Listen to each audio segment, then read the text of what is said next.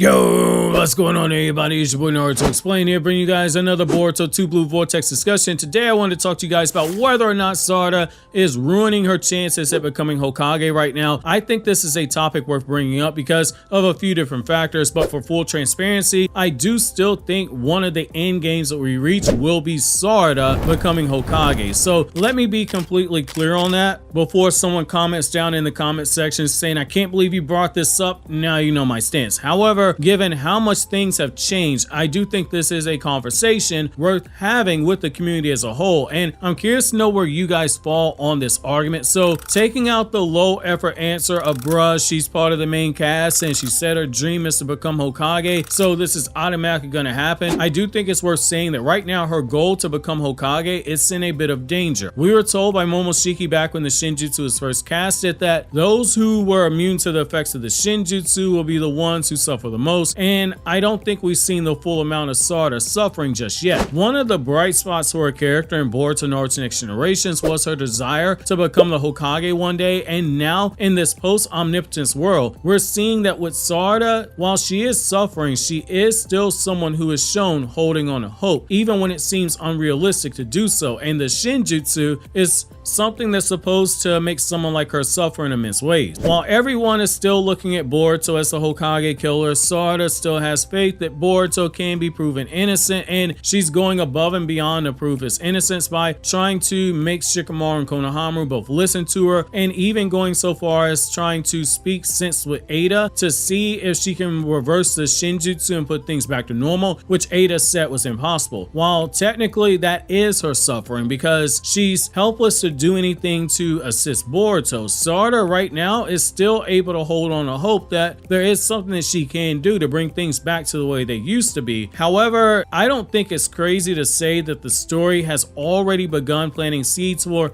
Sarada to continue suffering in a way that's going to impact the thing that is most precious to her, which is her Hokage dream. In the first chapter of Boruto 2 Blue Vortex, we had Shikamaru telling Sarada that if she continued to speak up for Boruto and even her father Sasuke, two people who are traitors to the village, that it would get in the way of her Hokage dream. And while Sarada did stand her ground saying that Naruto is the example she will follow, someone who sticks to his own moral code, and if that means that she has to skip ranks from being a lowly Genin to becoming Hokage, then she had no problem doing so if that's the road she had to take, partly because it's the same road that Naruto had to take, which, reminder, Kakashi promoting Naruto to Jonin, it was conditional that Naruto passed the Jonin exam, and most importantly, that was anime filler that never actually happened. But getting back to Sarada, she doesn't want to be the Hokage who gave up on her friends and family during a time where nobody believed in them except for her, just as Naruto for a time was the only person who never had their faith in Sasuke waver. Naruto was always optimistic even when Sasuke had gone too far. Even Sasuke's own future wife had given up on him and had tried to save Sasuke by attempting to stab Sasuke and kill Sasuke to prevent him from going deeper into the darkness. Only Naruto looked at Sasuke and said he could still be saved. However, it's both Momoshiki's warning and Sarada's constant defense of Boruto and Sasuke that is putting her Hokage dream at risk, and it's because both are intertwined together, unfortunately. Becoming Hokage isn't as simple as become the strongest shinobi in your village.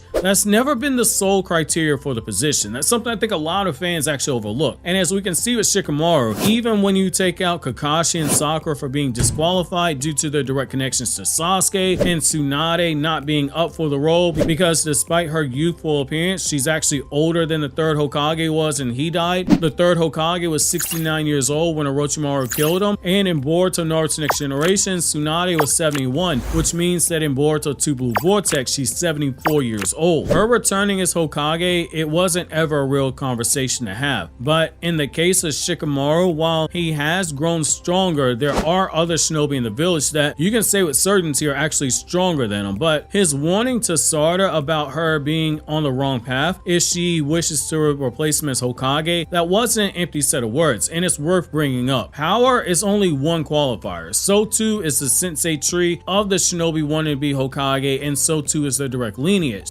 Sarada, in the eyes of a lot of people right now, is the daughter of a two-time traitor to the village. Sasuke left the village to join Orochimaru, the man who killed the 4th Kazekage and then killed the 3rd Hokage. He started the war allied with the Akatsuki and openly spoke of treason in his plans to kill Naruto and the 5 Kage after Kage was defeated. This same Sasuke, in the eyes of many people, now appears to have spit in the face of that pardon that Naruto stuck his neck out there to beg for Sasuke to get by aiding Boruto to safety so he could escape execution by helping the killer of the man who gave Sasuke a second chance at life. It's one of the highest forms of dishonor that one could think of for Sasuke, if not the highest. That by extension reflects very poorly on Sarada in the eyes of those who will ultimately play a key role in deciding to promote up the ranks to Chunin and Jonin. And then you have the Hokage and the Jonin Council. And when she wants to become Hokage, there's also the feudal lord who will take all those things into consideration. And given how close of a friend the current feudal lord of the Land of Fire is, Madoka Ikkyo, given how close he is to Naruto, you can bet that this will be something that's held against her in the future. That is, of course, assuming things don't change. The expression that the child pays for the sins of the father, it exists for a reason. While children themselves are not responsible for their father's sins, they do suffer the consequences of the sins of their fathers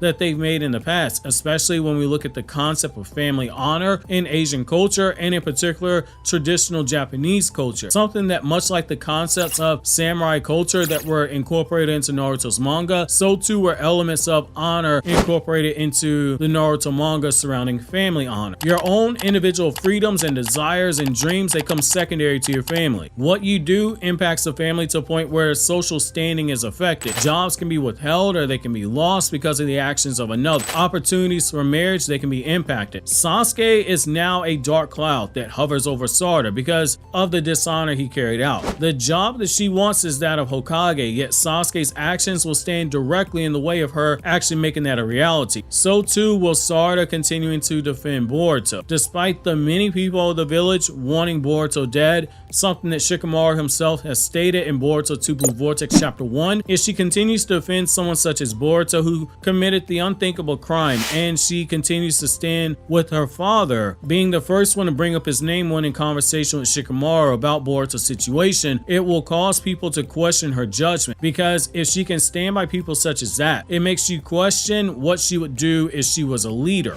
Yet ironically, her decision to stand by them mirrors that of Naruto's to stand by Sasuke. Even after Naruto was told Sasuke joined the Akatsuki as an ally, he stood by him, begging the Raikage to spare him. Even after being made aware that Sasuke had attacked the 5 Kage and killed Danzo, Naruto still would not give up on Sasuke when he was confronted by Gar. Naruto even faced his peers in the aftermath of the 5 Kage summit, telling them to leave Sasuke to him and to him alone. Sarada in this moment is doing something very similar, but the situation is different. Whereas Naruto had to stand for someone who was guilty of everything that he was accused of, there was literal blood on Sasuke's hands. Sarada is standing up for 2 people who are innocent of the crimes that they're being charged with. However, most people in the universe don't know that, and it's gonna lead to her walking around with an invisible scarlet letter placed onto her because of the stance that she's taken. When word gets out that she was not only saved by Boruto, but was openly concerned for his safety and taking orders from Boruto when the confrontation with Code actually began, that's gonna be a major problem for her when Shikamaru has time to go over that information. On the same day that she was shown begging for Boruto to be listened to, Boruto just happens to return to the village and she's following Boruto's orders and not Shikamaru's. That won't be something that goes over very well. It's going to continue to paint her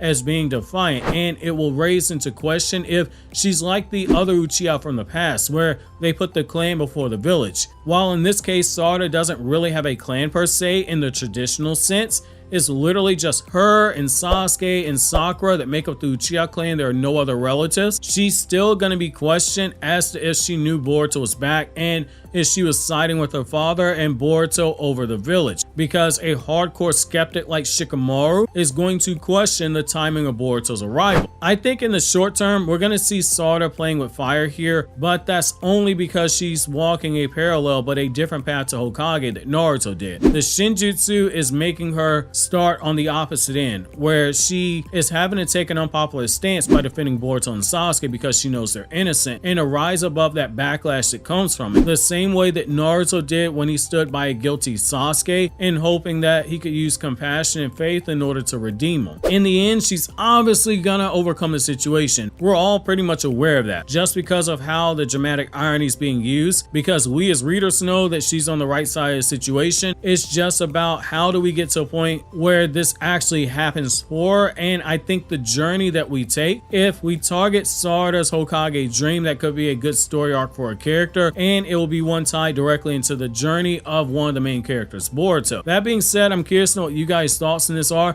While you think that over, click here to watch these other Naruto Explained videos.